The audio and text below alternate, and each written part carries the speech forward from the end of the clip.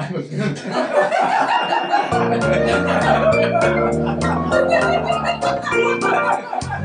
vie et joie de vivre une belle vie. Chaque jour je fais tout pour mettre des couleurs dans mes jours.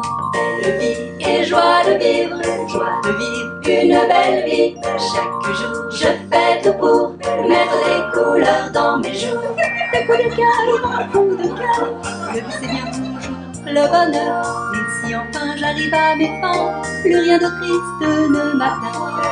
Belle vie et joie de vivre une belle vie. Chaque jour je fais tout pour mettre des couleurs dans mes jours. Bonjour, bienvenue dans Ma Joie de Vivre numéro 9. Alors aujourd'hui, grande joie puisque nous accueillons Régor. Bonjour Régor. Bonjour, bonjour. Alors Régor est auteur et surtout conteur. Et grâce à Régor, aujourd'hui, on va faire un voyage fabuleux dans l'univers du conte, dans ses mystères. Et vous verrez que l'émission elle-même sera un conte pour vous. Alors, ne vous attendez pas à une explication à la Bruno Bettelheim, on est bien d'accord. On va pas faire de la historico-analyse du conte, on est bien d'accord. Non. Par contre, je crois que vous allez peut-être nous ouvrir des portes qu'on va laisser ouvrir, laisser ouvertes comme ça, refermer peut-être, ou simplement s'y glisser, juste peut-être pour la joie, je ne sais pas. Il y a des portes que vous allez ouvrir très certainement dans cette merveilleuse soirée, n'est-ce pas? Ah là là, bien sûr. La première porte que je vais ouvrir, Oui. eh bien, c'est une histoire de Nasruddin. Oh, Nasruddin. Il était une fois, Oui. un soir de pleine lune, très tard. Nasruddin rentre chez lui, arrive devant la porte, fouille dans sa poche et s'aperçoit qu'il a perdu la clé. Mince. Il fait demi-tour, s'arrête sous un lampadaire, se met à chercher. Passe un voisin. Nasruddin, qu'est-ce que tu fais à cette heure-ci? Je ne peux pas rentrer chez moi, je cherche ma clé. Ah, Nasruddin, es-tu sûr de l'avoir perdue ici? Ah non, dit Nasruddin, mais ici il y a de la lumière. Ah là là là là, c'est extraordinaire. Donc déjà, ça commence très bien. Et alors, si les auditeurs sont réceptifs, Ouais. j'ajoute, il ne retrouva pas sa clé, fit demi-tour, arriva devant sa porte et s'aperçut qu'elle n'était pas fermée. Combien de fois cherche-t-on la clé d'une porte qui n'est pas fermée? Et même, y a-t-il jamais eu de porte? Ouf. Alors là, ça va loin. C'est rare que je pousse jusqu'au bout, Oui. hein, mais le conte, pour moi, Oui. a 3 niveaux. Tout à fait, oui. Un niveau littéral, Oui. un niveau analogique, Oui. des fois on s'arrête là, Oui. et puis un niveau qu'on dit, les savants disent, anagogique, Oui. métaphysique, le sens. Hein.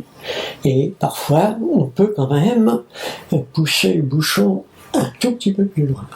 C'est Voilà une extraordinaire. histoire de Ouais. porte. Ouais, c'est extraordinaire. C'est effectivement ces lectures, et finalement chacun, chaque auditeur, chaque personne qui écoute le conte, l'entend à son entendement, on peut dire, à son niveau d'ouverture. La joie de conter vient justement du fait que, ce n'est pas dogmatique. Hein? On ne répond pas à une question. Très souvent, c'est quand on me pose une question, je réponds par un conte. Hein? Bon. Et le conte, la personne prend ce qu'elle veut, au niveau où elle comprend. Hein?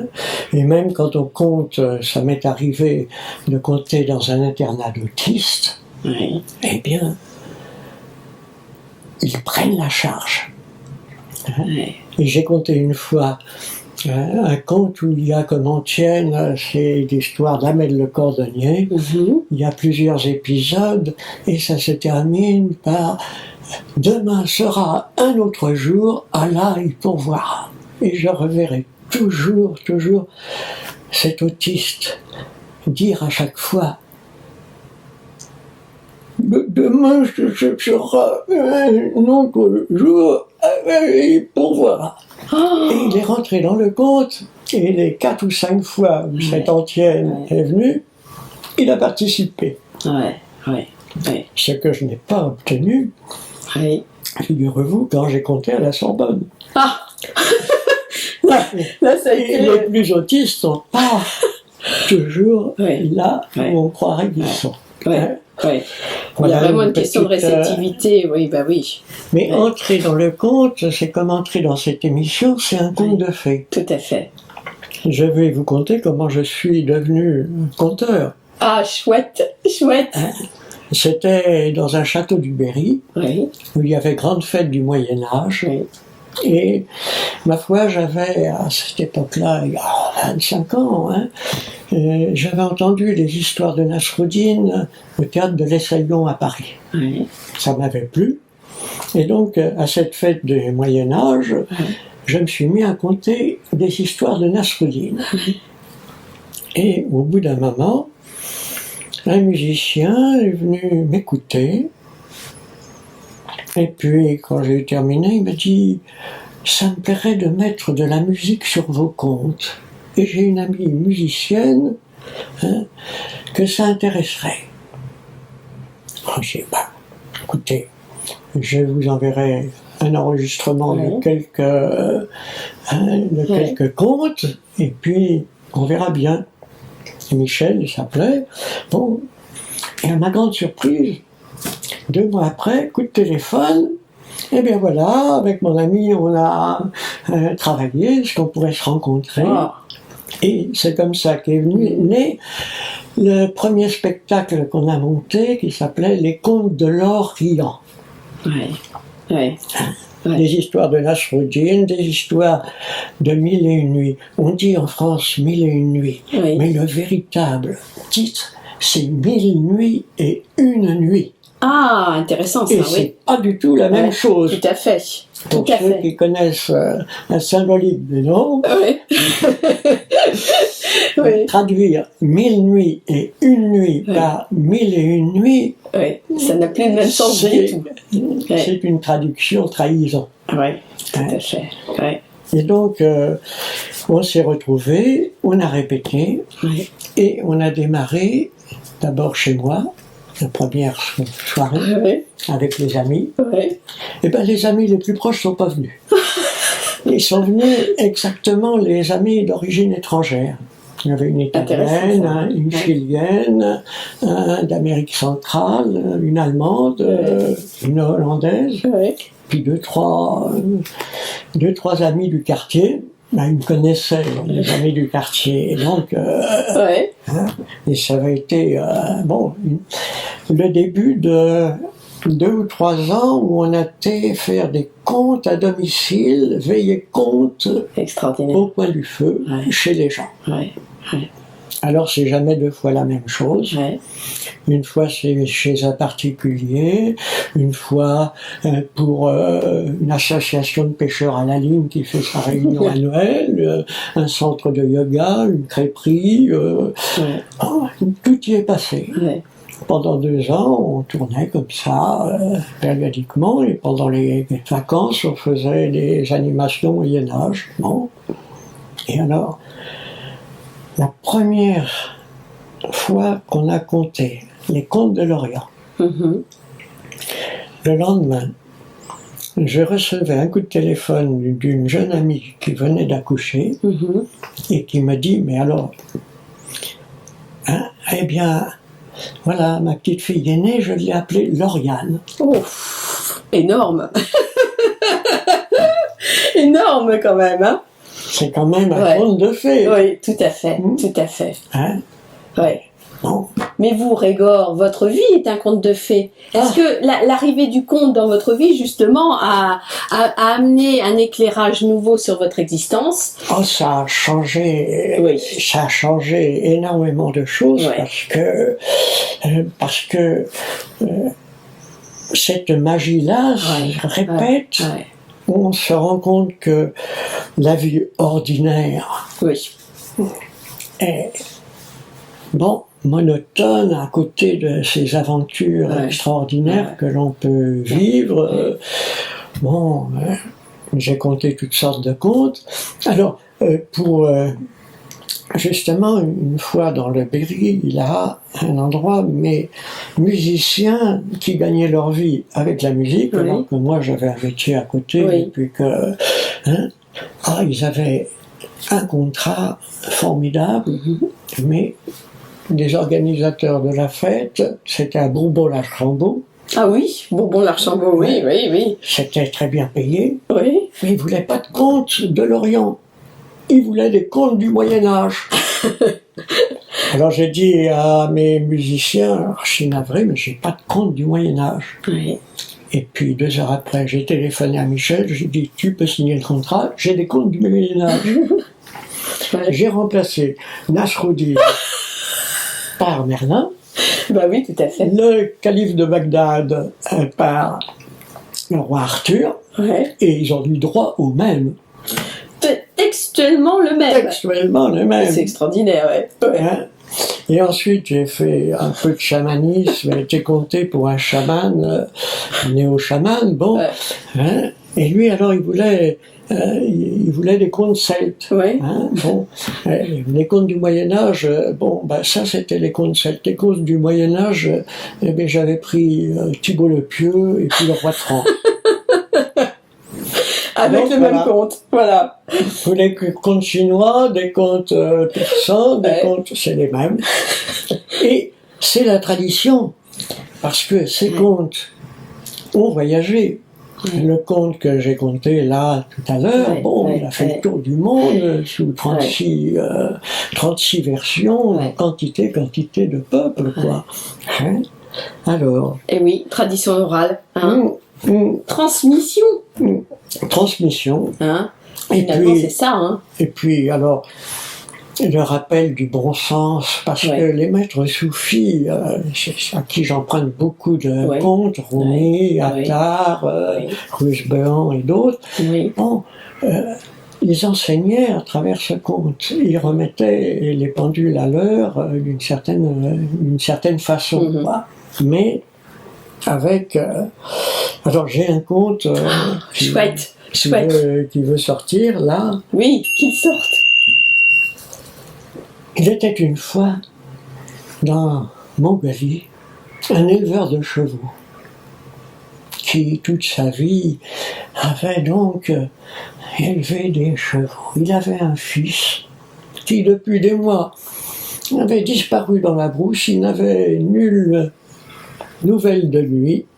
Et puis, un soir, il palabrait avec les voisins, ceci lui dire « Ah, tu es bien vieux maintenant, tu es tout seul à faire tout l'ouvrage, et tu n'as même pas de nouvelles de ton fils.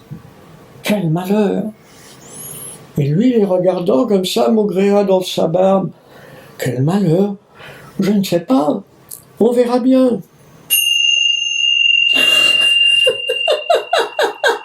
Le lendemain, voilà que le fils revient.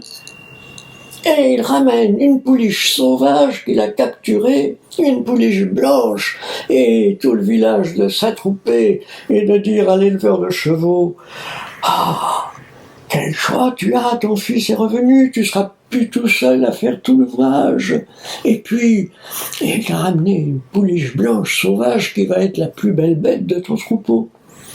Et lui de maugréer dans sa barbe, « Je ne sais pas, on verra bien. » Et en effet, le lendemain matin, en voulant dompter la pouliche sauvage, le jeune homme essuie une rouade, tombe de cheval, se casse la jambe. Et tout le monde d'accourir, « Ah, quel malheur tu as! Ton fils s'est cassé la jambe, tu vas être tout seul à faire tout l'ouvrage. » Vraiment.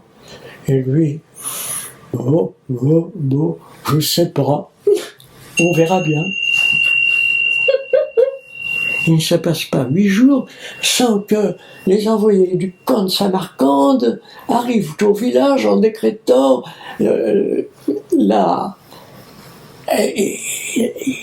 il embauche toute la jeunesse du pays dans l'armée pour envahir l'Inde. Alors les voisins de dire à notre éleveur de chevaux, quelle chance tu as, ton fils ne partira pas à la guerre, il a la jambe cassée, les nôtres vont partir, et on ne sait pas s'ils reviendront. Et lui de Maugréer, oh, je ne sais pas, on verra bien. Et la ritournelle peut continuer comme Bien ça sûr, très très longtemps. Ouais. Un jour, la pouliche blanche, Ronseignien, saute par-dessus la clôture, disparaît dans la steppe. Ah, quel malheur! Tu as perdu la plus belle bête de ton troupeau. Je ne sais pas. On verra bien. Les mois passent. Elle revient avec un jeune poulain. Ah, quelle chance tu as! Je ne sais pas. On verra bien. Ouais. Et quel sera mon prochain conte? Je ne sais pas. On verra bien. Bah ça c'est une belle joie de vivre en tout cas, hein. Parce qu'on peut dire que ça, quand on dit je ne sais pas, on verra bien, bah là on est dans la joie de vivre parce que, hein. Mais on vit l'instant. On vit l'instant présent. On vit l'instant présent, on accepte les événements. Ouais, et ouais. Le plus difficile pour le conteur, c'est après de transposer lui-même dans sa vie ce qu'il compte aux autres. Et oui, il faut incarner, c'est ça c'est ça. Il y a une exigence, Oui. il y a un moment où certains contes ne peuvent pas sortir avant que l'on soit vraiment sur la longueur d'onde. Oui. Il y a une sorte, je suppose que ça infuse dans le conteur. Il y a un moment donné où ça passe, c'est-à-dire c'est carrément, le conte vous habite. Oui, Je le vois comme ça, je pense. Oui. Et puis il y a un temps de gestation où peut-être vous le récitez, et à un moment donné, vous êtes habité par ce conte, et donc vous êtes ce conte, si je puis dire. Oui. Tant que c'est le conte qui choisit le conteur. Ouais, c'est ça. C'est lui qui demande à sortir. C'est pas moi qui ai choisi de compter. Ça coule de source, Ça coule de source. Ouais, Je sais qu'une fois, autour d'un feu chamanique, le chaman vient me voir, t'as pas un compte sur le feu? Je dis non, j'ai pas un compte sur le feu. Puis 2 minutes après, il y a son petit titille là, il dit, mais tu m'as oublié, toi, il y a longtemps que tu m'as pas compté. Et puis il est sorti un compte sur le feu. Mais c'est... C'est extraordinaire parce que, comme pour le conte médiéval, vous dites ah non, moi j'ai pas. Ah, puis finalement, vous avez. Parce que. C'est le temps de. Le temps de se vider de je sais ou je sais pas. Ça vient ou ça vient pas. En général, ça vient. Et puis, la magie opère parce que, au bout de 2 ou 3 ans, mes musiciens, on s'est séparés. Et puis, ça a été un très grand profit pour moi. Parce qu'avec les musiciens, les soirées étaient très construites. Il y avait un programme. Tout à fait. Le jour où j'ai plus de musiciens, ça a été une libération. Parce que je pouvais laisser le conte qui venait sortir sans obéir à une programmation du tout. Et alors, fait extraordinaire, partout où je suis allé compter, on m'a donné des musiciens sur place. Incroyable. Je suis arrivé à une fête de la forêt à l'est de Paris. Je me suis mis à côté d'un... C'était un Africain qui vendait des instruments de musique. Je ne lui ai rien demandé. À partir du moment où j'ai commencé à côté, il est venu, il a mis de la musique. Il changeait d'instrument à chaque pente. Et ça s'est pas renouvelé, c'est pas fait une fois, mais continuellement. Ce qui fait que c'est... une fois, j'ai compté alors...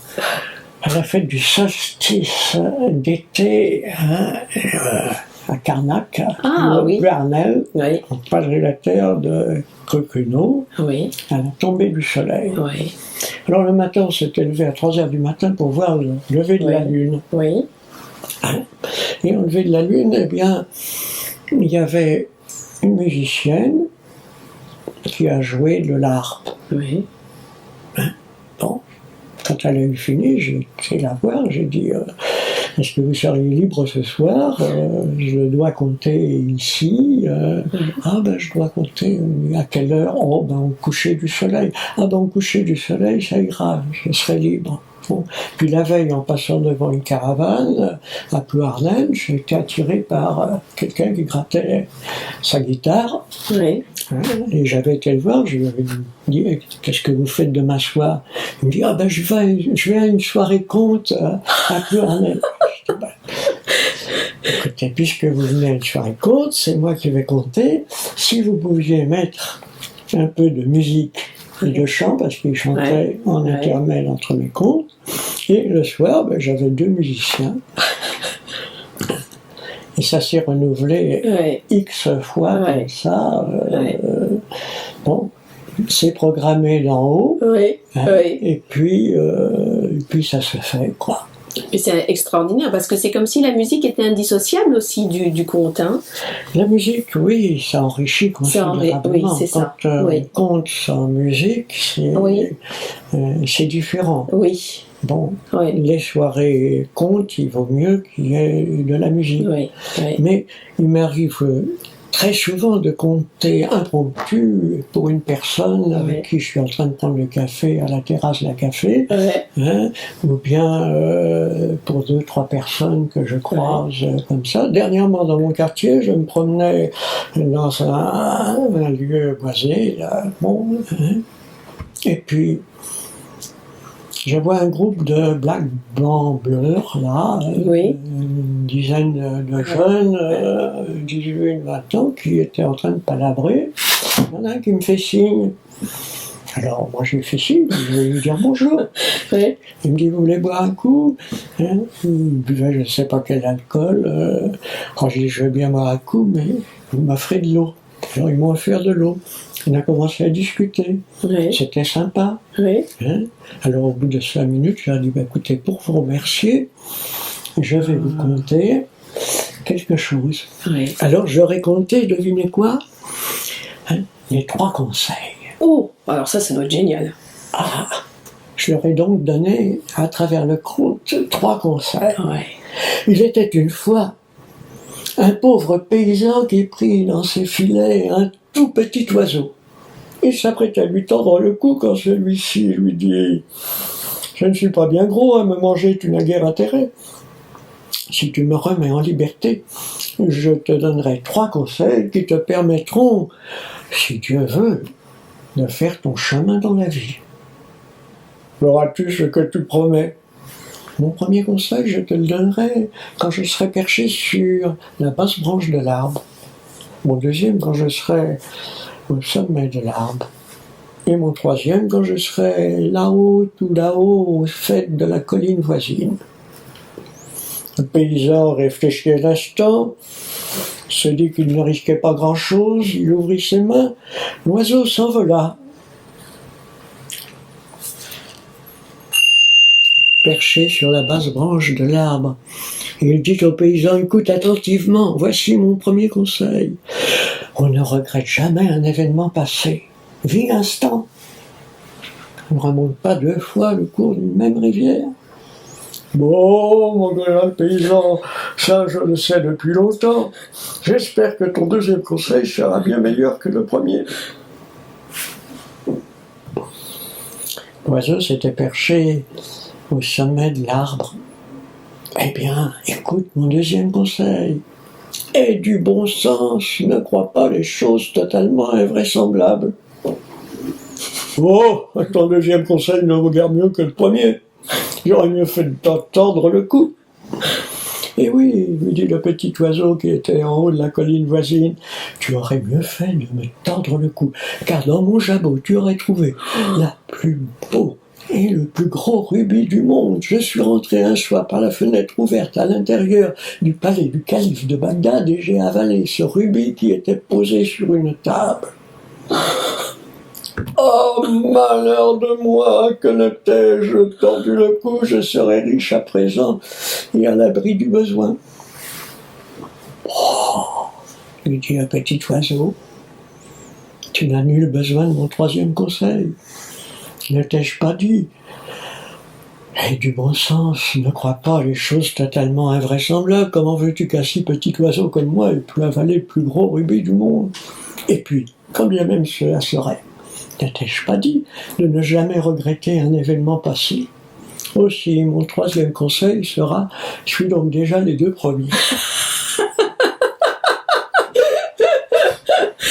Ah, c'est extraordinaire, c'est extraordinaire. Alors ils ont été sidérés, Ouais. hein, parce que le petit vieux qui passait là, qui a fait comme ça. Alors on a discuté de quantité de choses, ils m'ont posé des questions, bon, Ouais. hein, et il y en a un qui m'a posé la question, alors là, il faut le faire. Il me dit, voilà, je suis dans une situation difficile, j'ai une femme, des enfants, j'ai pas de travail, est-ce que je peux voler pour nourrir mes enfants? Alors je lui dis, le problème, hein, pour nourrir ses enfants, le problème c'est pas de voler ou pas voler. Si vous volez, le problème c'est de pas se faire prendre. Parole de conteur, ça, Hein? Et puis j'ai ajouté, parce qu'ils étaient jeunes là, puis j'ai dit, parce que je savais bien qu'ils n'étaient pas dans cette situation-là, mais je me suis tourné vers les autres, et puis j'aurais dit, de toute façon, hein, si vous n'avez pas d'argent, si vous n'avez pas de travail, hein, eh bien, prenez vos précautions, il y a des préservatifs, hein, on ne se met pas à charge d'avoir des enfants si on n'a pas les moyens de les élever. Exactement, ça c'est Ah, vous avez raison, qu'ils m'ont dit. Et oui, Personne ne le nous a bon jamais sens. dit ça. Et oui. Et ils n'ont pas continuellement ils m'ont dit, ah, mais personne ne nous a jamais dit ça. Ouais. Alors, il y a un moment donné, il y en a un qui me dit, mais, ah, je vois qui vous êtes. Parce que, mais c'est vrai qu'il y en avait deux qui sentaient très bien. Ouais. Ah, ben, je lui ai dit, et à ce moment-là, je leur ai conté une deuxième histoire. Ouais. Voilà.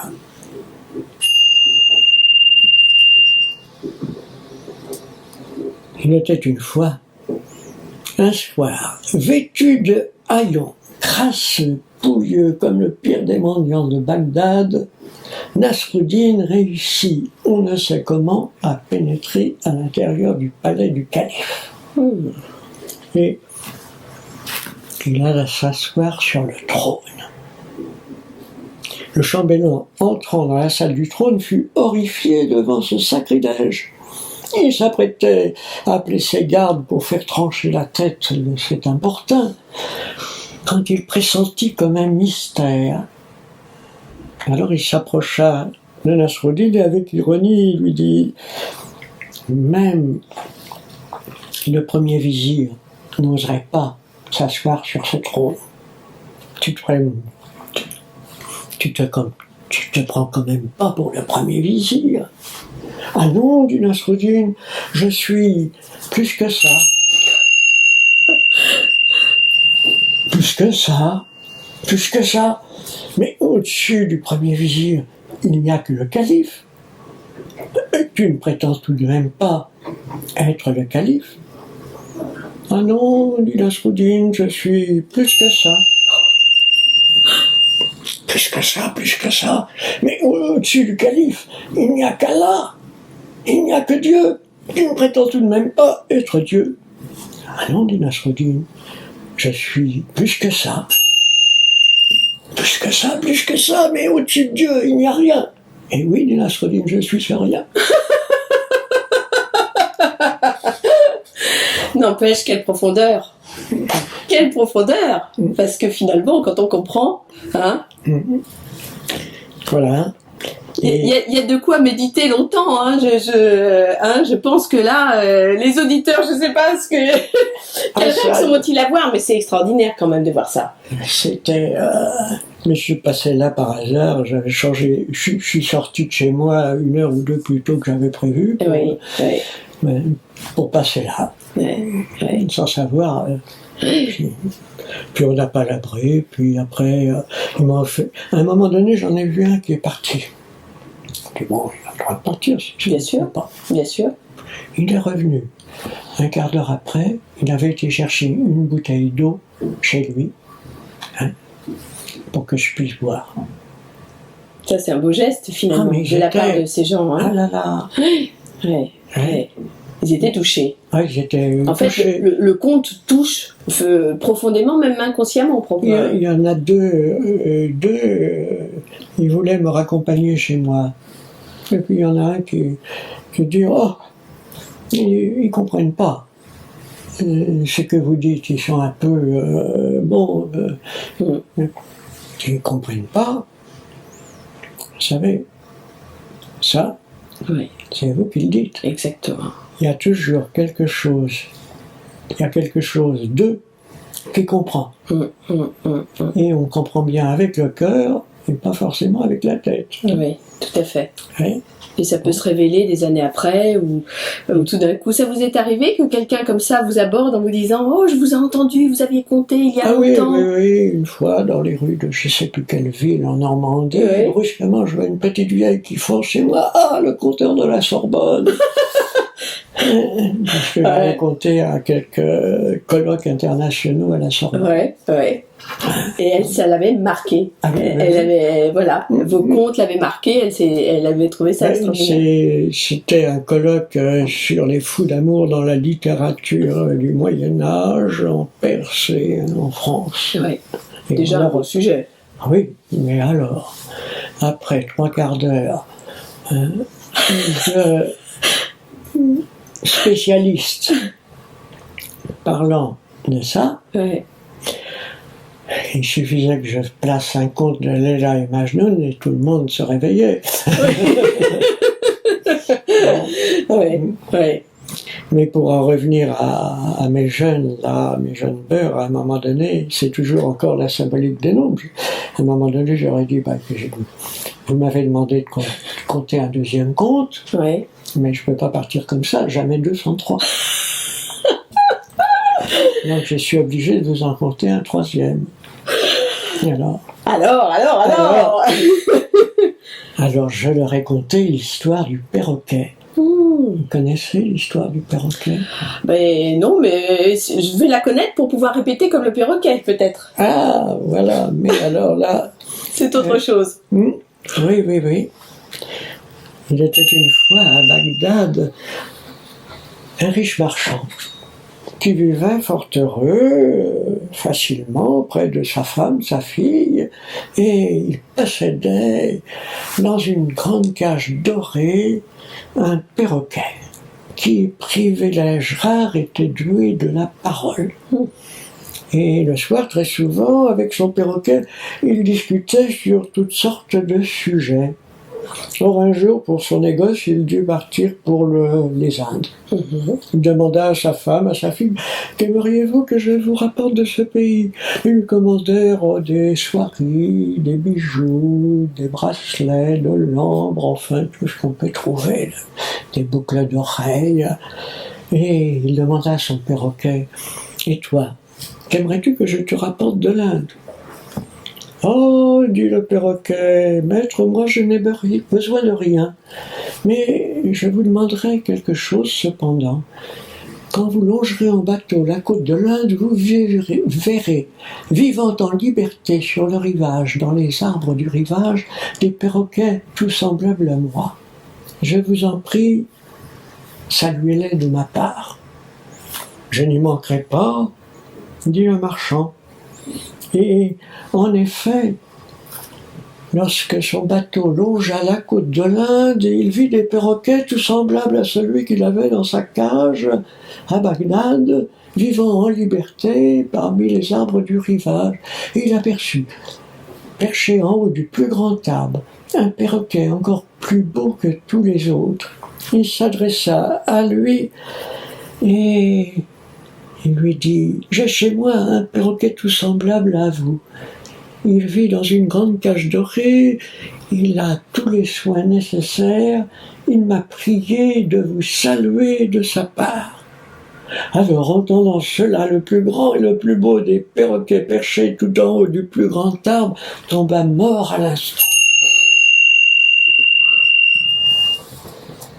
Comment ces simples paroles avaient-elles pu avoir un tel effet?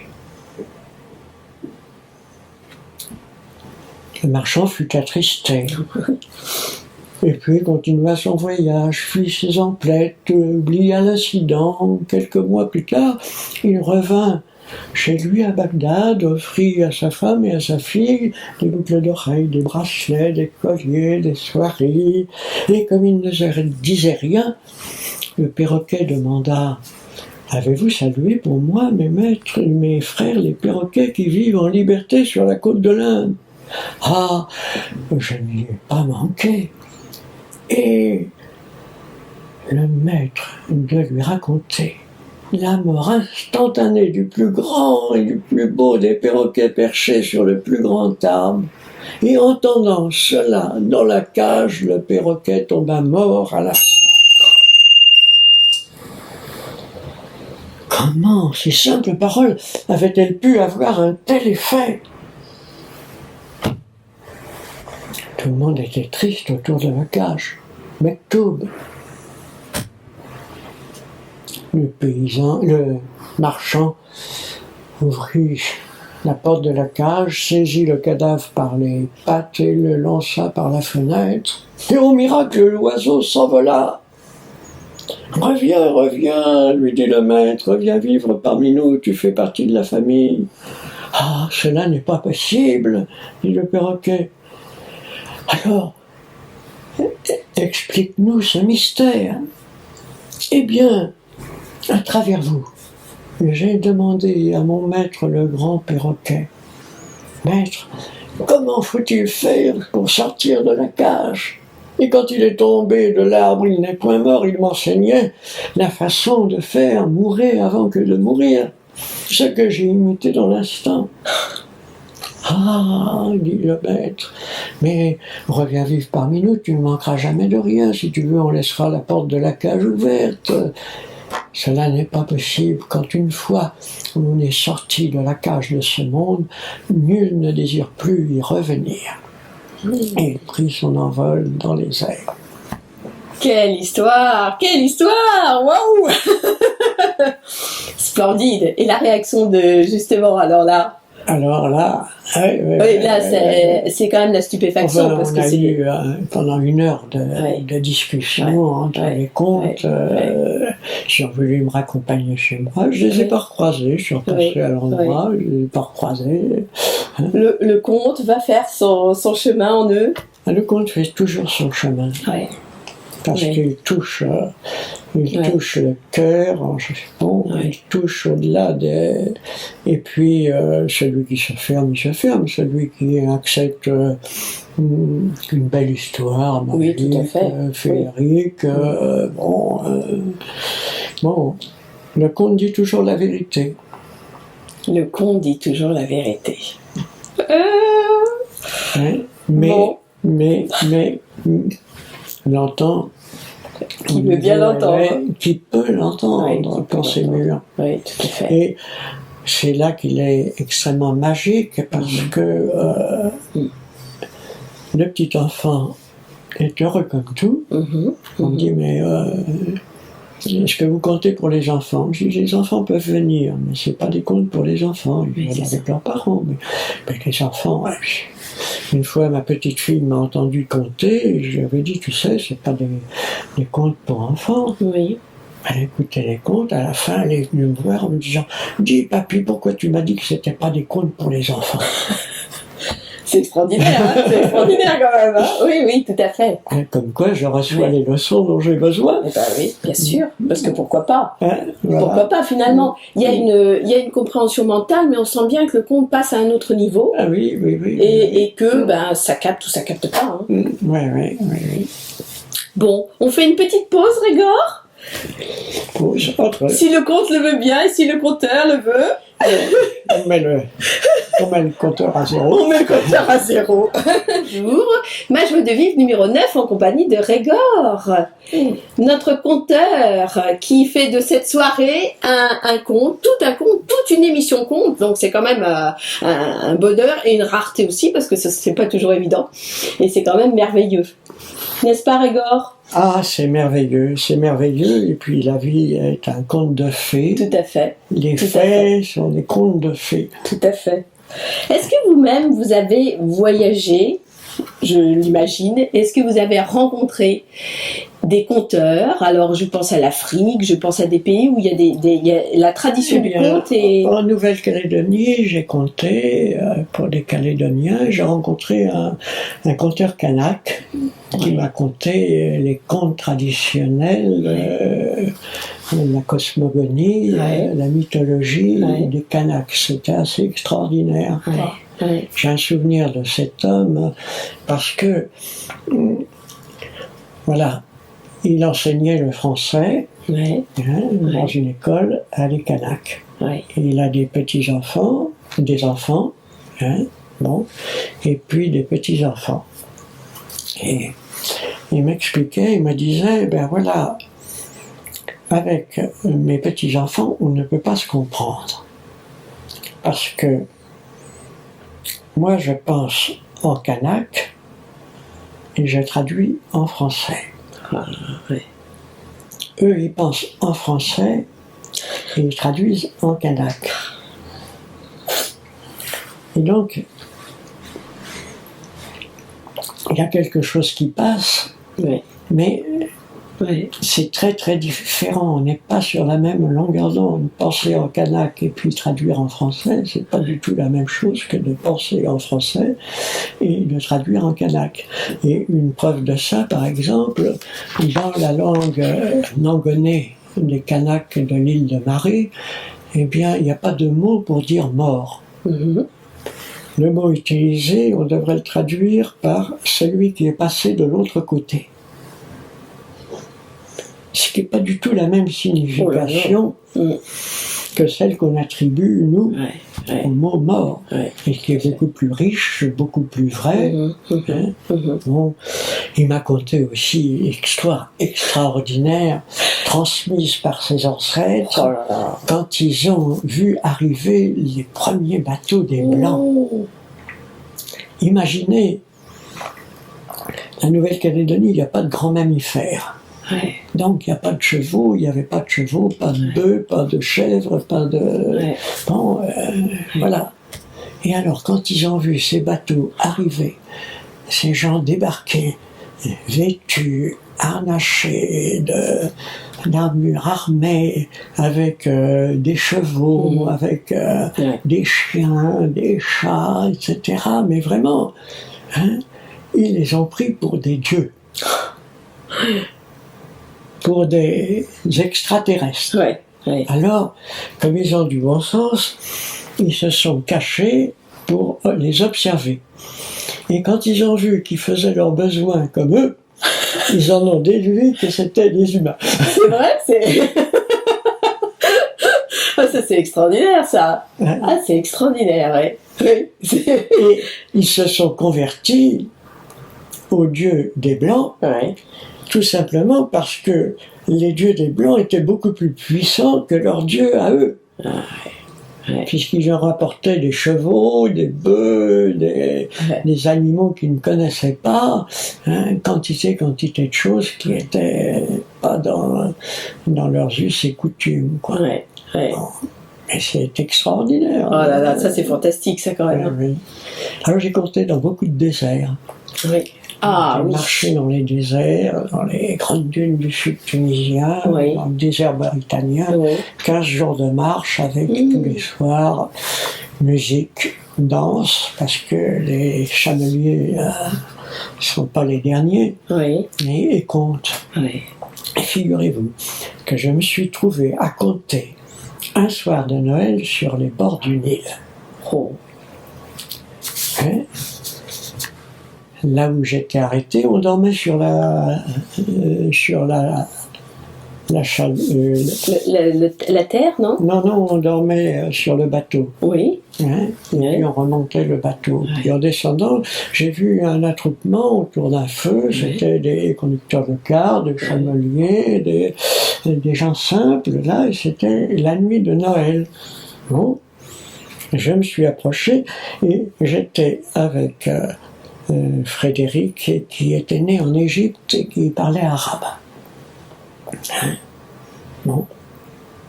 Alors, comme ces gens étaient sympathiques, par son intermédiaire, je lui ai demandé de leur conter une histoire de Nasruddin. Oh. Hein? Une de celles d'ailleurs que j'ai contées là. Oui, oui, Elle l'a traduit en arabe. oui.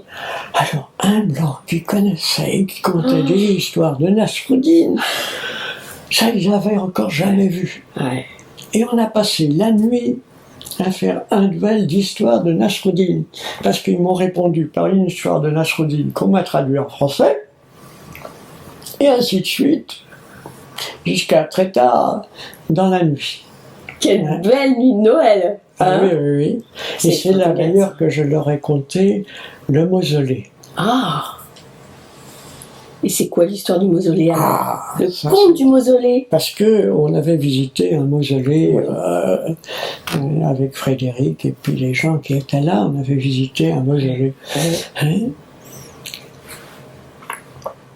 Le père de Nasruddin était gardien d'un mausolée quelque part en Turquie.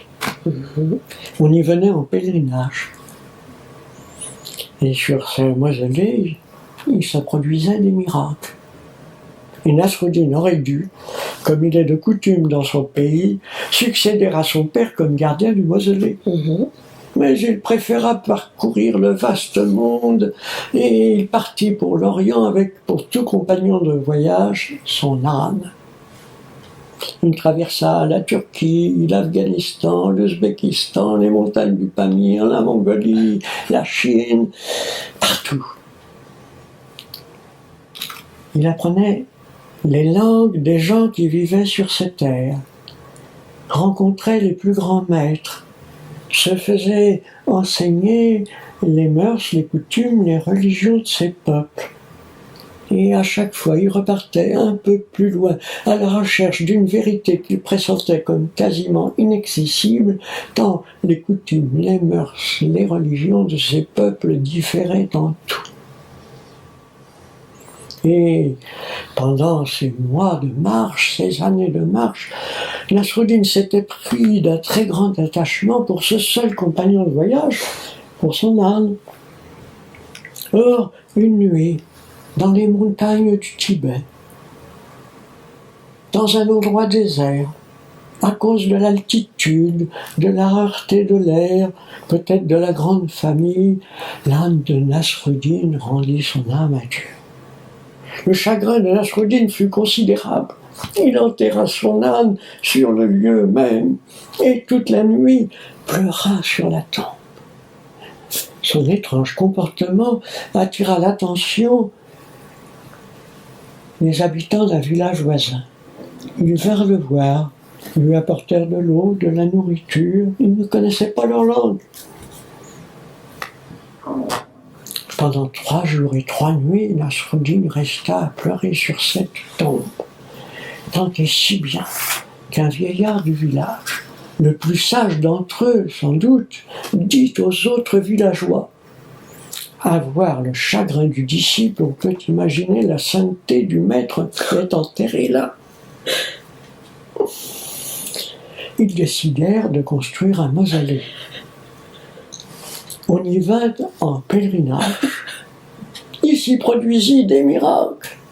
En nombre si considérable qu'un jour le père de Nasruddin entendit parler d'un mausolée en Orient où tous les peuples de la terre allaient en pèlerinage et où il se produisait des miracles en nombre plus considérable qu'à celui où il avait la garde.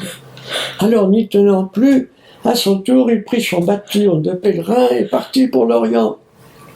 Et après des mois de marche, quelle surprise! de trouver au fond du Tibet son fils gardien du mausolée. Oh, père, lui dit Nasruddin, père, à vous je peux dire ce que je n'ai jamais dit à personne. Ce n'est pas mon saint maître qui est enterré là, c'est tout simplement mon âme. Ah, ça c'est extraordinaire, dit le père de Nasruddin. C'est la même aventure qui m'est arrivée il y a tout cela bien longtemps. Ça, c'est un conte de... C'est extraordinaire, extraordinaire. C'est un conte de soufis. Hein. Ah oui, oui, c'est un ça conte c'est de vraiment... soufis. Et... mais, il y a tellement, on pourrait tellement en dire, et oui. puis vraiment s'en servir aujourd'hui pour traduire certaines, ou interpréter certaines nouvelles ou articles, parce que vraiment, c'est vraiment extraordinaire. Ah oui, oui, oui, c'est attribué cette histoire à Hadj Bektash, fondateur de l'ordre des derviches Bestami. Ah oui. 1337. Oui, ça a voyagé. Oui, c'est ça qui est à voyager. Oui. Mais et l'histoire, oui. Quand on a analysé quelques reliques dans les reliquaires chrétiens d'Occident, on a trouvé des os de lapin, et quantité de choses, quoi. Voilà. Bon, après, on n'a plus été trop regardé. Mais tant que ça marche, parce que ça marche. C'est comme les placebos. Oui, tout à fait. C'est comme les placebos. Oui. L'important, c'est la guérison. Exactement. C'est que ça a marché, bien sûr. Et tout à fait. Donc, les choses, même les plus curieuses, les moins rationnelles, les plus bizarres, ont leur raison d'être. Et en même temps, bon, je rappelle qu'il ne faut pas être dupe. Il faut aller au-delà. Ne pas s'arrêter à ce pseudo-maître, ce pseudo... bon. Un jour, alors là, je vais vous conter ça, parce que moi, j'aime beaucoup les contes de Rumi. Or, pour le 800e anniversaire de la mort de Rumi, sur France 2, il y avait une émission Islam, et il y avait un soufi et un derviche qui parlaient de Rumi.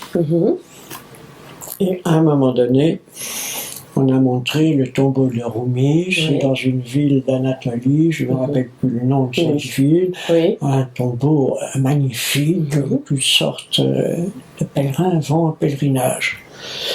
Alors, en entendant ça, je me dis, j'irai bien, la prochaine fois que je vais en Turquie, j'irai bien sur le tombeau de Rumi. Je vais chercher mon atlas pour voir sur la carte de Turquie où était située cette ville. Quand j'entends le derviche citer Rumi et dire « Ne va pas sur mon tombeau est dans le cœur de celui qui aime. »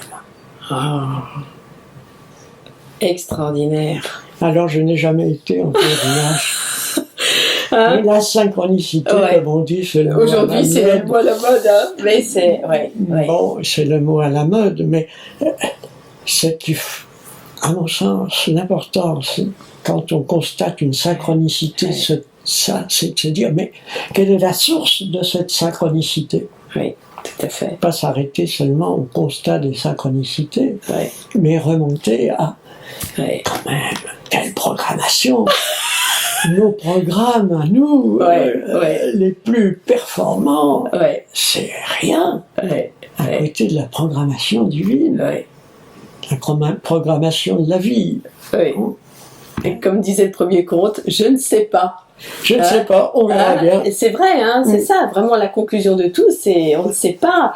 Et si on est à l'écoute de la programmation divine, comme vous dites, eh bien à ce moment-là, les miracles, parce que c'est ça, finalement, le conte. C'est des histoires de miracles. C'est des miracles, mais je vais vous dire pourquoi on utilise le conte. En général, je termine mes soirées contes par cette conte qui s'appelle « La vérité toute nue ». C'est joli. C'est déjà, C'est tout un programme. C'est déjà tout un programme. Et ben voilà. Dans les temps fort anciens, la vérité habitait au fond d'un puits, dans un désert perdue, quasi inaccessible. Elle vivait là, au fond de son puits, toute nue, et seule. Quelques sages, ou prétendus tels, allaient parfois la contempler. Or, on ne sait pas pourquoi, un jour, la vérité décida de sortir de son puits pour aller à la rencontre des humains. Elle sortit comme elle était, c'était la vérité toute nue. Mais à chaque fois qu'elle arrivait dans un village, les gens la fuyaient par honte et par crainte. Ils ne pouvaient pas la contempler nue. Et de village en village, se sentant repoussée comme une pestiférée, la vérité toute nue se sentait de plus en plus triste. Or, un jour, elle fit la rencontre du comte dans ses beaux habits de fête, des habits multicolores et joyeux. « Ah, bonjour, vérité toute nue !» lui dit le conteur, qui n'avait pas peur de la regarder comme elle était. « Mais pourquoi as-tu l'air si triste et si fatigué ?»« C'est, lui dit la vérité toute nue, que les gens me fuient comme si j'étais vieille et laide. C'est pas ça du tout, tu sais mieux que personne, la vérité toute nue, que tu n'es ni vieille ni laide. Non, non, non. Ils ont peur de te voir nue. Choisis parmi mes plus beaux habits. Et c'est depuis ce temps-là que la vérité toute nue emprunte les habits du comte et les gens lui font meilleur accueil. Oh, oh. Et quelquefois, je poursuis. Oui. Mais vous qui avez compris, osez vivre votre nudité. Oh, magnifique, magnifique. Ah ouais. Alors c'est là que je me suis aperçu au fil des ans que il y a des contes qui sont répétés, traduits, Oui. mais le traducteur, ne comprenant pas la fin, la supprime. Intéressant. Et l'ampute de son niveau anagogique. J'ai des exemples concrets, véritables. Hein? Et chacun traduit à la hauteur de sa compréhension. D'où le danger, parce que finalement, le conteur qui n'a pas compris Ah oui. Va donc donner, on va dire le premier niveau, ou le niveau littéral, et qui n'est pas, il ne peut donc pas amener ses auditeurs au niveau anagogique, comme vous l'avez dit au début. Ben, il y a dans les semaines qui viennent, là, dans le théâtre de ma ville, ils vont sortir pour les enfants le petit chaperon jaune, vert, bleu. Ah oui, bah oui.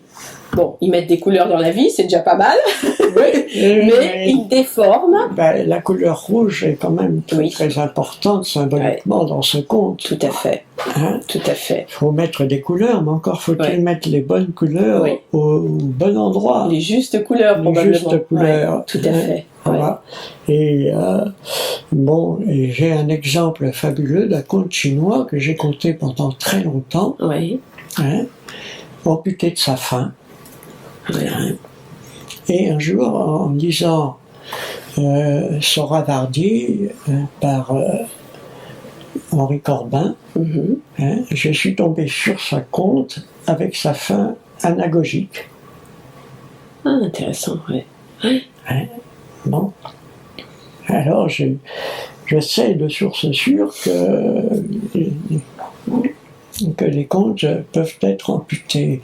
Et il y a un renouveau du conte à l'heure actuelle, parce que quand j'ai commencé à compter, il y a une trentaine d'années maintenant, il restait un basque, un breton, un conteur, il y a quelques conteurs. Bon, il y a un renouveau du conte, des festivals de contes, il y a des ateliers contes,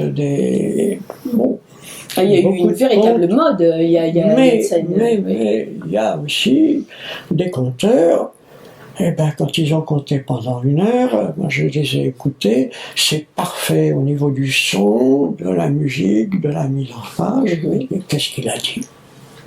Rien. Et encore si c'était rien. Ce serait profond. Ouais. C'est vide. C'est bon. Donc, Tout le monde n'est pas conteur qui veut, on pourrait dire. Hein. Je pense que c'est un art, de toute façon. Regardez, je pense dans les sociétés traditionnelles, le conteur dans les villages africains, c'est pas n'importe qui. Ah ben le griot, moi j'ai enseigné en Afrique noire, c'est vrai que j'ai entendu les griots compter. Hein, bon, ils avaient une puissance orale extraordinaire. Bon, ils comptent pendant des heures et des heures et ils sont illettrés. Et bon, la langue Mossi ne s'écrivait pas avant l'arrivée des missionnaires français qui ont fait un alphabet pour traduire le Mossi et écrire le Mossi, mais ça se transmet depuis des siècles et des siècles. Les transmissions les plus sérieuses, même les histoires des contes de Mélusine en France, les mythologues se sont aperçus que les contes les plus sérieux et les plus authentiques sont les contes transmis oralement dans les provinces. Hein? Et le conte de Jehan d'Arras, Mélusine par Jehan d'Arras, ben, il l'a diabolisé, parce qu'il était moine. Hein? Mais dans les contes populaires, elle n'est pas diabolisée. Oui, tout à fait. Hein? Dès que quelqu'un la met par écrit sa touche personnelle, bon, miroir déformant, donc des mythologues qui ont récolté quantité de contes, encore faut-il qu'ils ne se soient pas arrêtés à leur non-compréhension. Parce que très souvent, ils ont mis par écrit au niveau où ils comprenaient. Bon, alors certains avaient la compréhension, d'autres pas. Mais la vocation de conteur, moi on m'a demandé plusieurs fois de faire des ateliers contes. J'ai jamais fait d'atelier contes parce que chaque conteur doit trouver est unique.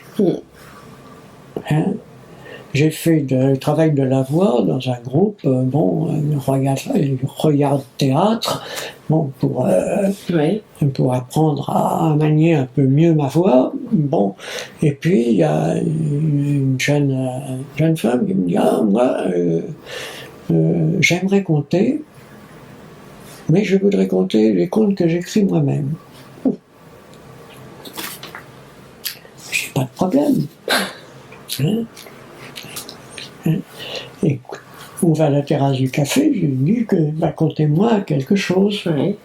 Alors, je l'ai écouté conter, puis je dis attention, le conte c'est pas l'écrit. Hein? Les traductions de contes persans, si on prend la traduction, c'est imbuvable. Il faut le retraduire. Autrement que seulement c'est des sacrilèges pour les traducteurs de persan. Hein, parce que, bon, alors je lui dis, écoute, reprends ce conte, hein, mais oralement. Regarde plus ton papier, travaille. Bon. Alors, 1 mois ou 2 après, elle me dit, je suis prêt. Alors, elle était boire un café, et puis j'ai dit, bon, voilà. Elle m'a conté un conte qu'elle avait fait, merveilleux, impeccable. Alors, je lui ai dit, bon, qu'est-ce que vous faites samedi prochain? Ah, mais moi, je reviens samedi prochain. Eh bien, il y a une fête chez moi samedi prochain, si vous voulez, vous pouvez venir compter. Bon, j'ai organisé la fête. Oui. J'avais l'habitude de faire des fêtes chez moi, tu vois. Bon. Et donc, elle est venue compter. Et le fait de compter chez des amis, entre amis, comme ça, bon, elle a écrit 3 douzaines de contes, merveilleux. Elle a fait des ateliers contes pour les enfants pendant les vacances en Haute-Savoie, mais elle a pris son fil à elle. Après, il y a quelques petits conseils. On apprend à faire un filage. hein. Oui, oui, C'est-à-dire que tu apprends par la tête oui, oui, et par le cœur. oui, c'est ça. Hein. Il était une fois un pauvre petit oiseau, un pauvre paysan qui prit dans ses filets, là, nanana, tu files ton compte comme ça pour ne plus avoir à chercher, si tu veux. Ah, c'est intéressant. C'est la technique du compteur, c'est de C'est moi, filer c'est- son compte. Comme un tissu, comme une... Oui, là, Ouais. tu files le compte comme ça. C'est ce que font les acteurs aussi quand Oui. ils apprennent leur Oui. rôle, Oui, les oui. acteurs de cinéma. Bon, c'est pas une technique que Oui. j'ai inventée. Oui, celui-là. oui. Puis une fois que c'est emmagasiné, Ouais. après il sort ce qui sort. Ouais. Tu vois. Ouais. Bon. Et puis tu mets les intonations et les. Au début, moi, je me rappelle une fois dans une crêperie, oh là là, j'avais compté pendant 1 heure dans cette crêperie. Et alors la majorité des gens, ah c'est merveilleux, tu as. Bon, j'étais heureux comme tout. Et puis, il y a un de mes amis qui était là, qui est venu me voir, mais il me dit, mais c'était horrible. Tu comptais sur 2 notes, nana, nana, nana, nana, nana, nana, nana, hein. Et il m'a rendu un sacré service. Ouais. Ouais. Hein. Parce que les gens qui vous disent, ah c'est merveilleux, bon, bah oui, c'est merveilleux. C'est de la flatterie. Pas forcément, ils étaient contents d'avoir Oui. reçu une charge, Oui, oui, Hein. oui. mais bon, Ouais. ouais, c'est- les critiques justifiées, les conseils sont beaucoup plus utiles que. Bon, Tout à fait. et ça, Jocelyne, maintenant, des fois on compte en duo, Mhm. on en est sur un compte, on va compter bientôt d'ailleurs en duo. Mhm. Chez des particuliers comme ça, Mhm. je compte à domicile, Oui, vous téléphonez, vous prenez mes coordonnées, et puis je viens compter chez vous. oui, oui, Gratis, pas de haut, oui, oui. pour la joie de compter qu'il y ait 3 personnes, 12, ou 15 ou 25, moi ça m'est totalement égal, quoi. Oui. Simplement, c'est. Et donc, mon amie Jocelyne est devenue vraiment véritablement conteuse, mais elle compte ce qu'elle écrit. Elle écrit très bien. Ouais. Si elle pouvait publier ce qu'elle a compté, Ouais. c'est totalement différent de moi. Parce que je choisis des comptes relativement courts, Mhm. alors que ces comptes sont très longs, en général, Mhm. mais ça rebondit et ça se. Oui, c'est tout un art, bien C'est sûr. tout, un Ouais. art aussi. Ouais. Et puis, un art que j'ai appris en écoutant les conteurs, conteuses, je ne me rappelle plus de son nom, c'est le conte dans le conte dans le conte. Ah oui. Eh oui, bien sûr. Ouais. Alors là, on commence un conte, et puis dans le conte, on commence un autre conte, et puis on commence un 3e conte, Ouais. puis on termine le premier, puis on revient au 3e, puis on termine le 2e. Bon, ça c'est. Ouais. Mais c'est. Et on peut devenir conteur encore autrement, parce que j'ai une amie qui un jour m'a envoyé un conte qu'elle avait trouvé sur internet, c'était la cosmogonie d'une peuplade du Ghana. Oui. Oui. Bon, leur mythe fondateur, la petite araignée à Nancy. Mhm. J'ai lu cette page, ça me disait rien. Bon. Alors, j'ai laissé tomber. Oui. Puis un soir qu'on faisait la fête chez mon ami, pourquoi brusquement elle me dit, mais tu peux pas nous conter la petite araignée à Nancy? Alors j'ai rassemblé mes souvenirs, j'ai essayé de compter la petite araignée à Nancy, plus j'avançais, plus elle bouillait sur place. Ouais. Quand je suis arrêté de compter, elle m'a dit, mais c'est pas ça du tout. Je dis, ben, si c'est pas ça, compte-le. Elle était tellement furieuse qu'elle l'a compté de façon extraordinaire. Ouais. Oui, l'énergie, du coup, ça a explosé, quoi. Et quand j'ai entendu compter, du coup, je l'ai adopté. Mais sa version, à elle. Pas la version manuscrite. Oui. C'est vrai que on en a fait un conte extraordinaire. Ouais. Donc voilà, on peut aussi Oui, prendre, finalement, vous avez prendre entendu le quelqu'un conte, oui, tout à en fait. comptant mal Oui. donner la vocation de conteuse à Bien sûr, quelqu'un. comme quoi tout est utile. Hein. Tout est Tout est utile. utile, on peut bafouiller, Ouais, exactement. se reprendre, Ouais. parce que les gens disent souvent « Ah, mais je ne peux pas compter comme toi. » Ouais. Je dis « Mais j'ai 25 ans, 30 ans d'expérience, Ouais. je bafouillais quand j'ai commencé. » Ouais. Il faut commencer par le commencement, il Bien sûr. faut oser. Ouais. Hein. Bon, et puis après... Votre premier conte, c'était Nasruddin? Non, mon premier conte, ça a été La légende de Saint-Roch. Oh.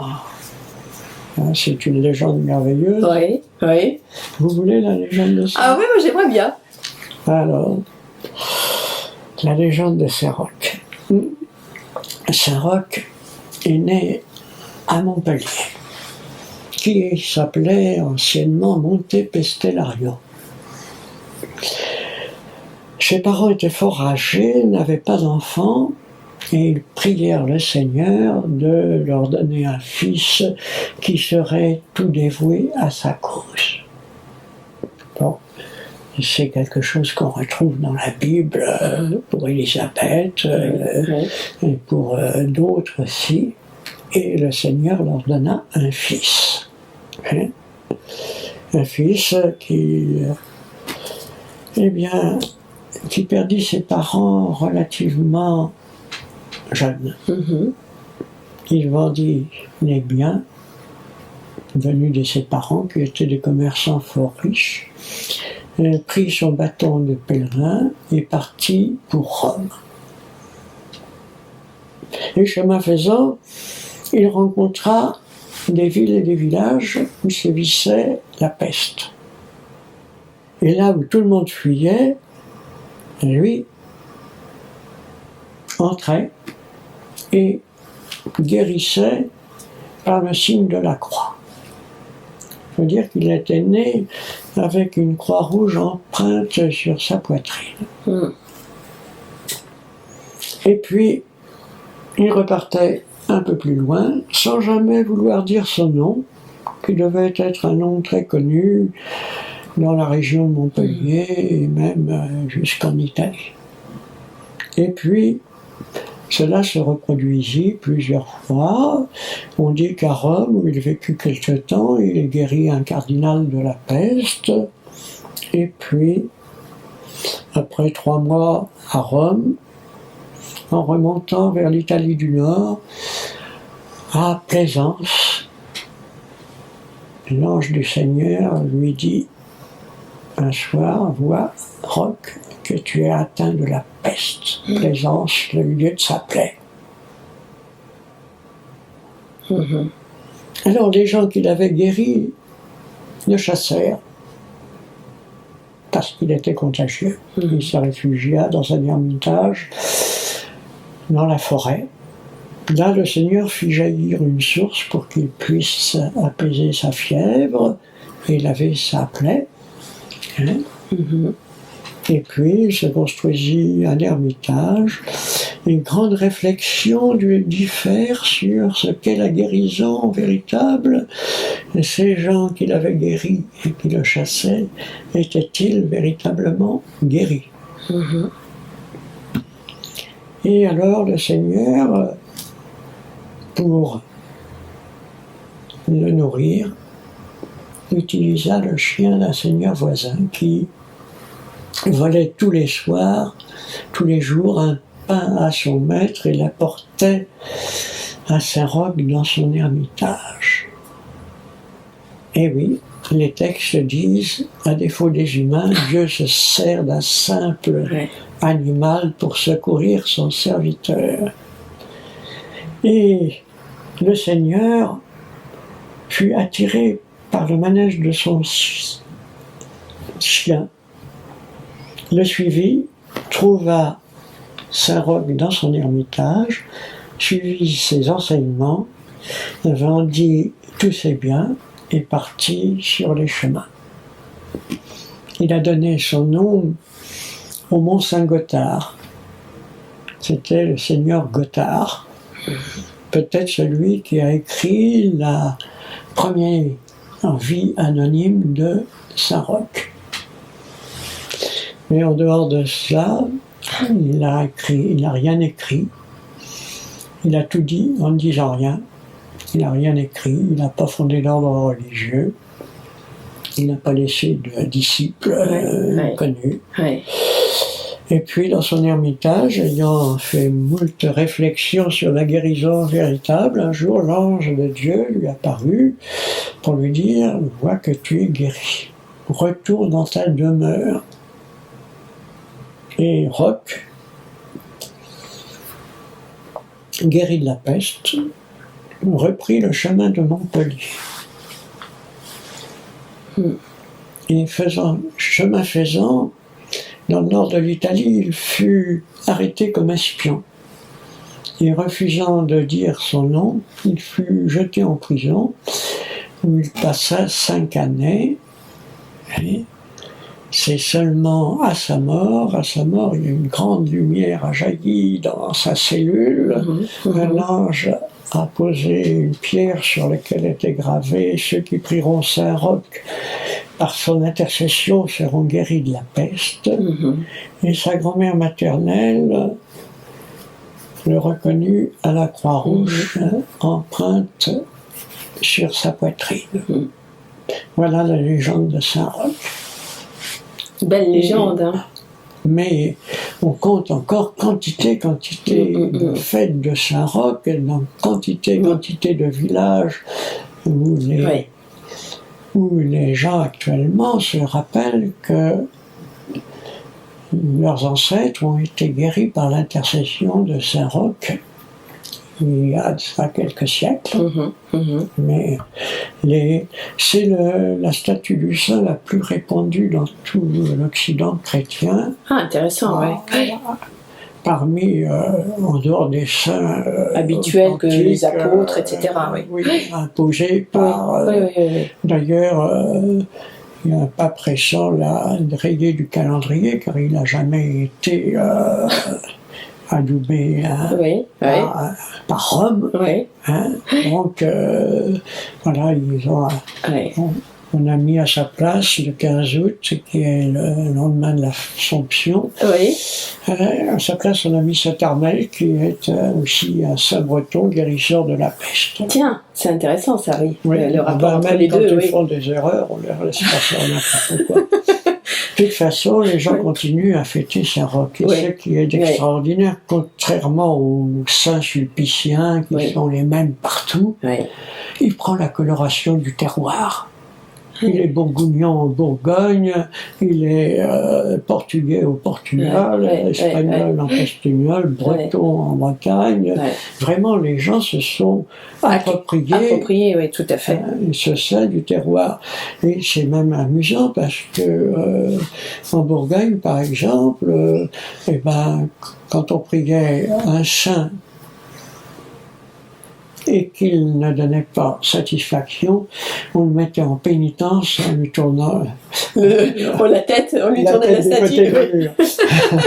Bah oui, c'est logique. Et on le remplaçait par un autre. Et là, arrivait Saint-Roch. Hein, voilà. Très populaire, oui, effectivement, Saint-Roch. Et bien, par Saint-Roch, on va faire une petite pause et on se retrouve dans quelques minutes. Alors, vous écoutez toujours Ma Joie de Vivre numéro 9, en compagnie de Régor, qui nous fait une soirée, avec lequel on passe une soirée délicieuse, une soirée de contes, et où l'on découvre à la fois une existence passionnante, parce que le conte vous a transformé, et puis aussi des contes qui nous-mêmes nous transforment, donc c'est merveilleux, c'est l'un dans l'autre, tout s'interpénètre pour notre joie de vivre, on pourrait dire, mais aussi pour notre compréhension. C'est une alchimie, parce que déjà, l'énergie passe, et puis l'auditoire est toujours à 99 fois sur 10, 99 fois sur 100. Au début, par exemple, je gardais mes lunettes pour compter, parce que j'avais besoin de voir la tête des gens pour savoir s'ils étaient satisfaits. Puis un jour, je me suis dit, mais c'est pas juste ça. J'ai retiré mes lunettes, et j'ai pas besoin de voir la tête des gens pour me rendre compte Si ça passe ou pas. Voilà. Ouais, ouais. Hein, et donc, je choisis en général le conte suivant en fonction de la réception, de la réceptivité, de l'auditoire. Quoi.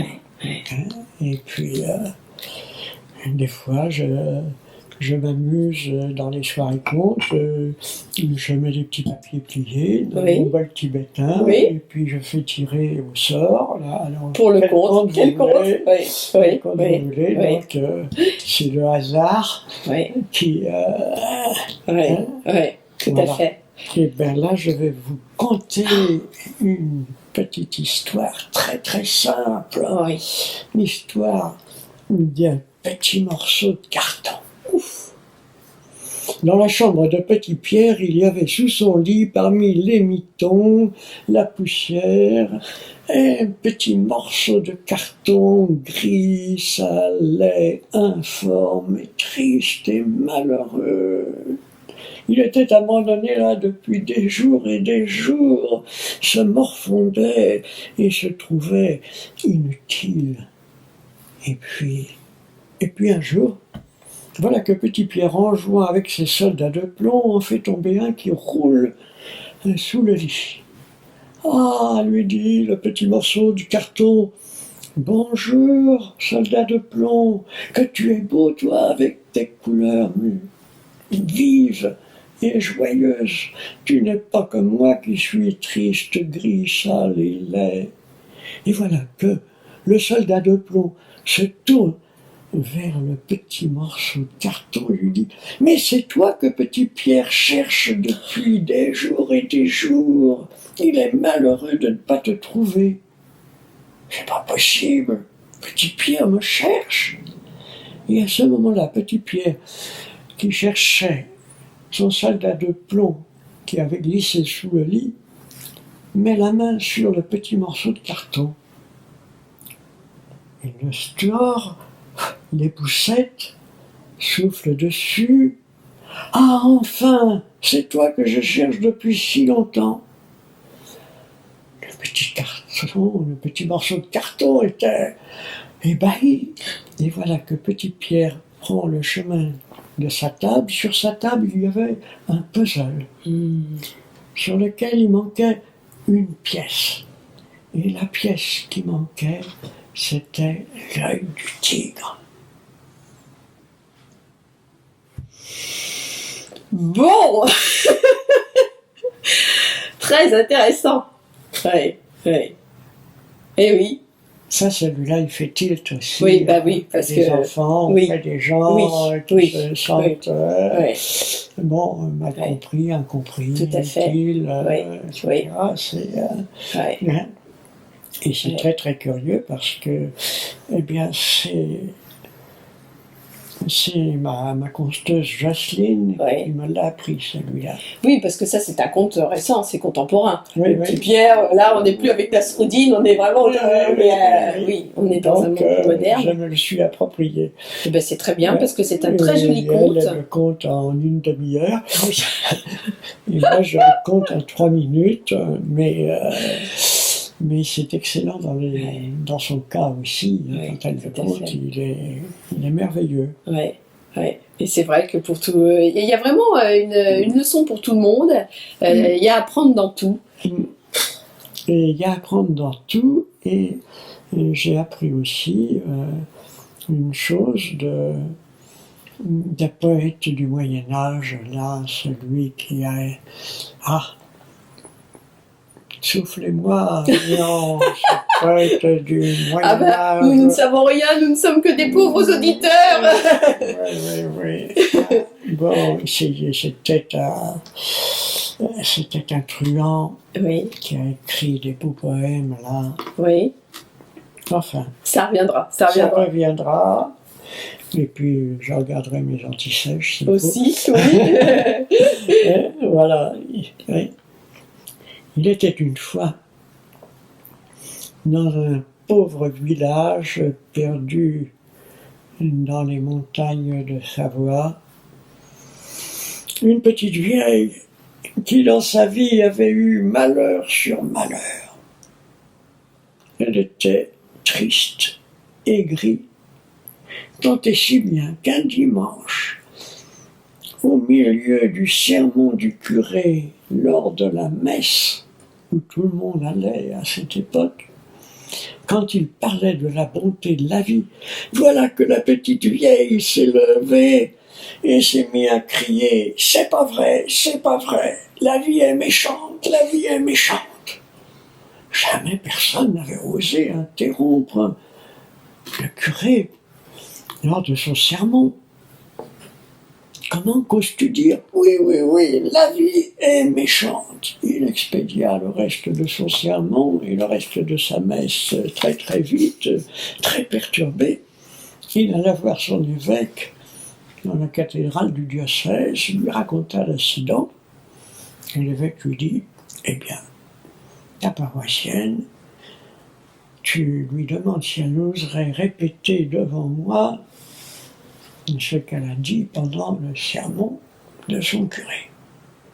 Tu l'amènes dimanche prochain à la grand-messe dans la cathédrale. »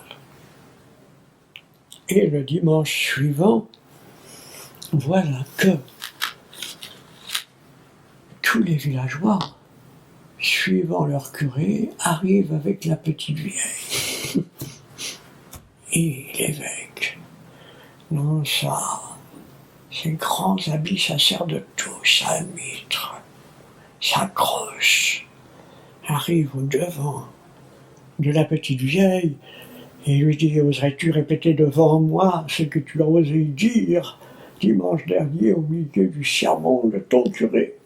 « Oui, dit la petite vieille, j'oserais, devant le roi de France, devant le pape s'il le faut, j'oserais répéter devant vous, oui, la vie est méchante, la vie est méchante. » Imperturbable, l'évêque lui dit « Suivez-moi. » Et il prit le chemin de la haute montagne. Ils marchèrent longtemps, suivis d'une théorie de pèlerins curieux, ayant assisté à l'incident. Et après des heures de marche, ils arrivèrent devant un paysage magnifique. À l'horizon, des montagnes blanches de neige, un ciel bleu lumineux. Et l'évêque se tourne vers la petite vieille et lui dit « Devant la beauté de cette nature, la beauté de la création, oserais-tu répéter ce que tu as dit à ton curé et ce que tu m'as dit à moi, rassemblant les quelques forces qui lui restaient ?» La petite vieille répéta « Oui, j'oserais !» Et elle se met à crier « La vie est méchante, la vie est méchante !» Et à ce moment-là, l'écho répondit « La vie aime et chante, la vie aime et chante. » Oh là là, c'est splendide. Oh là là, merveille de merveille que cette émission de Régor. Vraiment, elle se compte. Alors, on va peut-être retrouver, c'est ça l'auteur qu'on cherche, c'est ça? Oui. C'est un conte médiéval, ça? C'est un conte médiéval. C'est extraordinaire, extraordinaire. Alors, et François Villon. Mais bien sûr. Comment bon sang, mais c'est bien sûr. Comment avons-nous pu oublier François Villon? Bien sûr. C'est extraordinaire. Un vers de François Villon. C'est extraordinaire. Alors, bon. Ouais. Là, je crois que ça pourrait même clôturer l'émission. Vraiment, il n'y a plus que ça à dire, parce que... Je ne peux plus rien ajouter. La vie est méchante, vivez dans la joie. Exactement, tout à fait. Et vous, grâce au conte, qui est ce support aussi de joie pour vous et puis pour tous ceux qui vous écoutent. Alors vous pourrez laisser aux auditeurs le site de Oui, Régor alors Conteur. voilà, c'est ça. C'est Régor Conteur. Comment ça se... http Point flash, mais il faut que je te l'envoie parce Oui. que vous l'auriez peut-être écrit là-dessus. mais- D'accord. Donc le blog de Régor Conteur. Donc on trouvera sur Google ou sur un moteur de recherche. Et là il y a bon nombre de comptes. Ah, il y a tous les comptes que j'ai comptés et puis Oui. les quantités d'autres. Oui, Tous oui, les comptes qui sont sur ce bouquin, qui Oui. n'est pas réédité, Oui. sont sur Internet. oui. Et comme ce ne sont pas des comptes, ce sont des comptes que j'ai empruntés à la sagesse millénaire, universelle, ce ne sont pas Oui. de moi, ils appartiennent à l'humanité À entière. l'humanité. Servez-vous-en, reprenez-les, Ouais, ouais, mais ne les amputez pas ouais, tout à fait. de leur fin Lorsqu'elle est haute et vraiment et métaphysique en fait, on peut le dire. Hein. Bon, eh bien Régor, c'était vraiment une fabuleuse émission, un beau voyage dans l'univers du conte. C'est vraiment un bon moment. Merci à Radio Très, Pékin très qui bon m'a moment. invité. J'ai passé avec mes querillas et Jacques Oui. une magnifique soirée. Bon, eh bien très bien. Donc c'était Ma joie de vivre numéro 9 en compagnie de Régor, donc qui nous a offert une très belle soirée et une ouverture sur le conte. Nous nous retrouvons donc dans 15 jours. Je rappelle que cette émission est réalisée par Néo, assisté de Jacques. À très bientôt, merci. Belle joie et belle vie et joie de vivre toujours. Merci. De vie et joie de vivre une belle vie. Chaque jour je fête pour mettre des couleurs dans mes jours. Belle vie et joie de vivre une belle vie. Chaque jour je fête pour mettre des couleurs dans mes jours.